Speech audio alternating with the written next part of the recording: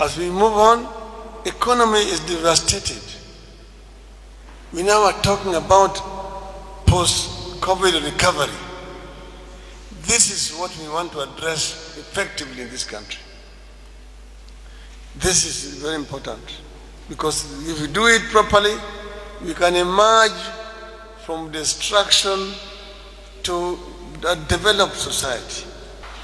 Today, as you've been told also, is a world's anti-corruption day.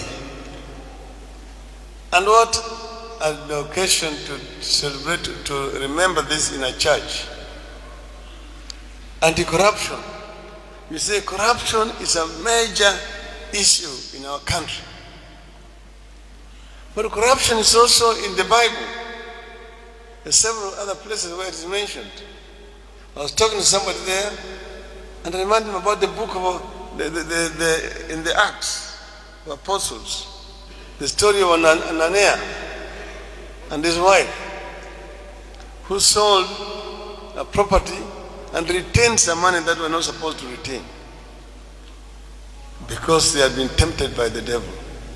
That was an act of corruption. Corruption is all over the place in this country, and corruption diverts a lot of resources meant for development in our country into private people's pockets. And that's the reason why the government is not able to provide certain services, because the money which is supposed to be going for development is eaten by people who don't deserve to do so. So this is an issue that we must address effectively as a country. And the church should be leading. As things stand now, church itself is a culprit. Some churches are being used for purposes of laundering money which have been ill-gotten through corruption. The thieves who have stolen public money run to churches. They keep on asking church leaders, when are you going to invite me for a rambi? So that I can come and make donation to your church.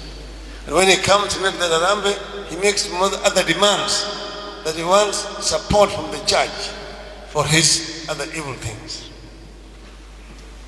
Right now you see churches speaking double speak. You see a leader confronting the president. Wait for us. We as church, take us on board. You have views. Where were they when people were giving church views to the steering committee? Where were they? This process has been on with us for the last 2 years. And church had equal opportunity like anybody else to give their views. What is it that you want which is not included in the BBI? Tell us. Tell us. Otherwise you will be speaking double like those other politicians. And you don't want churches, leadership to be part and parcel of corrupt politicians. Consultations have taken place, but you cannot take everything on board in a constitutional amendment. What is not on board today in the BBI will come again. There will be another opportunity for another amendment to be done. What we are doing right now is called the first amendment to the 2010 Constitution. There will be a second amendment, a third, a fourth, a fifth. Nobody is preventing the church from coming up with another amendment if they want to do so. So this one here we said there must be a closure. Because today you say, oh, it is issue of the judicial independence. It is issue of police. Today, tomorrow he'll come up and say, oh, we want women to be elected. In the BBI proposal as it stands, women are not being nominated. Women are going to be elected.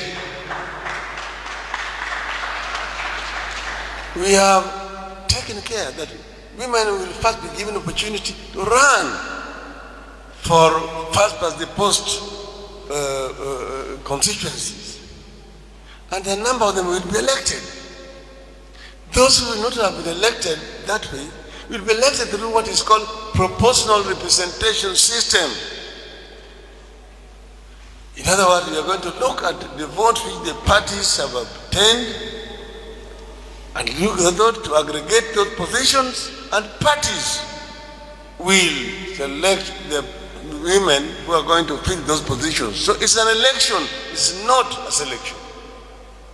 In South Africa, they don't elect people into constituencies. They only vote for the party. Then the party chooses its members of parliament. And once it's chosen the members of parliament, it allocates them constituencies. It's another system of election. So you said, rather than adding another ballot, we already have 6 ballot papers for the MCA, for the MP, for the governor, for the women rep, for the senator, for the president. To add another one is just adding to more confusion. Already 6 is too much. 6 are just too many. So we are saying that we are going to allow people to be elected through a different method. This is what we propose in the BBI. BBI aims to bring the people of Kenya together. Kuunganisha Wakenya wote kama watu moja. Hii ndio sababu mimi na Uhuru tulishikana pamoja mkono. Maana yake nyinyi nyote mnajua yale ambayo yamefanyika katika taifa letu.